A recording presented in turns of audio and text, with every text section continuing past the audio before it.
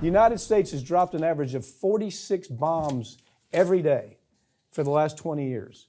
Now, I don't know. This story showed up in Salon.com. Again, no mention of it in corporate media. Why?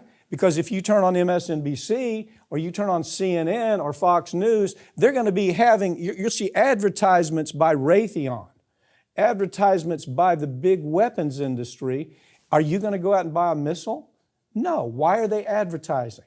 Why are they going to MSNBC and running all those ads? For access, so nobody will talk about the kind of thing we're going to talk about right now. Pick the story up. Yeah, this is truly terrifying to think about. But as you said, 46 bombs per day over the last 20 years. And of course, a lot of that happened, in the Iraq War and Afghanistan.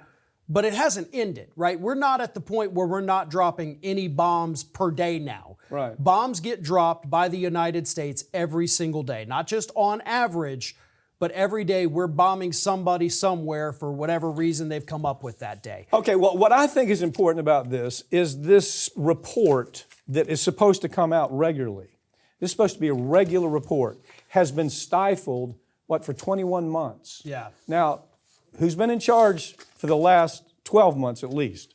Who is in charge? It's the Democrats and it's the Republicans. They know how important this report is, because it gives us an insight into how big our weapons industry has become. Weapons industry in the United States probably is the number one most profitable industry in the United States, besides pharmaceuticals. And so right now, we start seeing, it's important that we know that 337,000 bombs and missiles have been released in everywhere from Syria to Yemen, you name it, we've dropped them. Nobody's paid attention to. We've dropped them out of drones. But the point to this story, where I landed with this story, is it's been a big secret. And it wasn't just the Republicans, it was the Democrats that kept it a big secret. We're under a siege warfare mentality. And we're doing it not for national security all the time, but because the weapons industry has such a huge impact on what our politicians do. And this chart here, which I love, that came with this story, as I mentioned, obviously we had Iraq, we have Syria, we have Afghanistan and Yemen, which, totally unjustifiable for what we're doing over there. But there's also this number right here at the bottom, 28,217 bombs dropped in other countries. So not Iraq, Syria, Afghanistan, or Yemen. What are the other countries? The wars, exactly.